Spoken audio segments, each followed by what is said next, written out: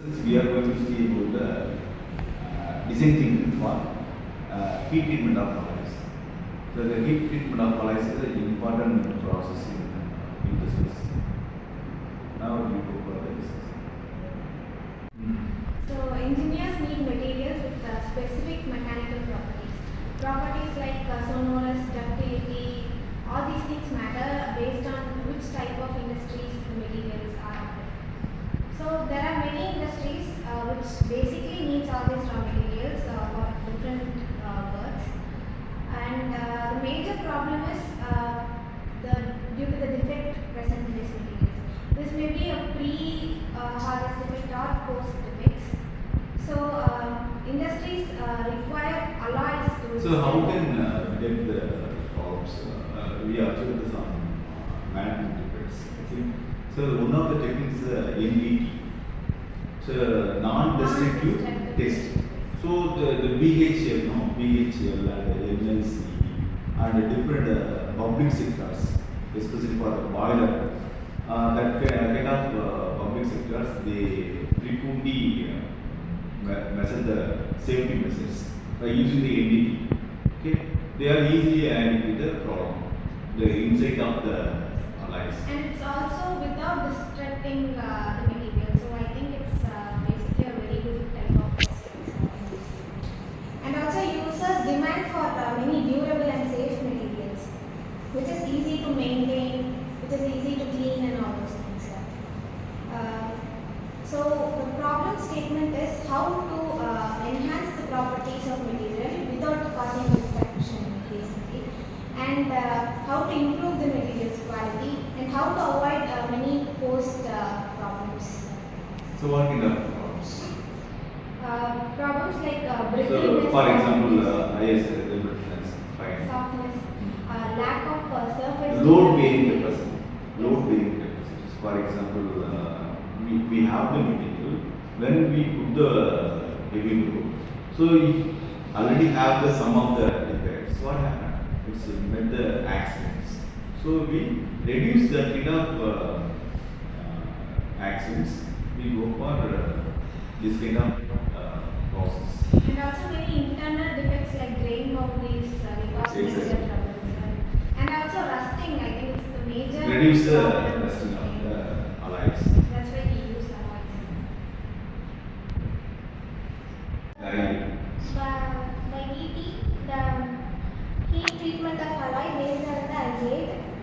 Igate success gives a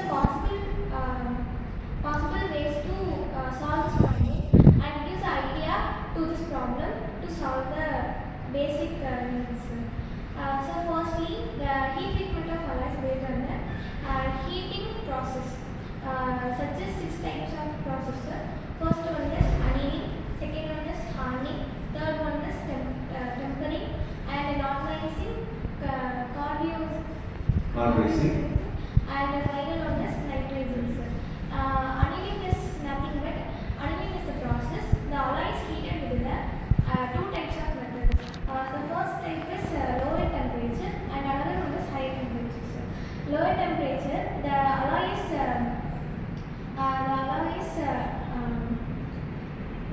heat below the lower temperature into the Critical temperature.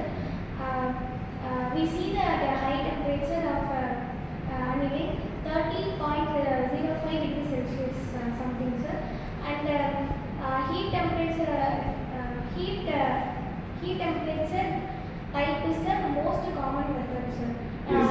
It is used for gives ductility to the alloy, and it is reduce the hardness because of the flexibility and the softness increasing for the alloy. So we can easily use the product well. And another one is increasing toughness to stable. What is the carburizing and activity? So carburizing is nothing but we modified the surface area. That is modified by the carbon material. That's a carburizing. Very simple process. And nitriding is similar to carburizing. So here modify the surface area by the nitrogen. Okay.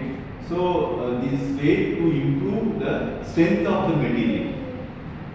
Okay. So the previous methods are only the heating and cooling.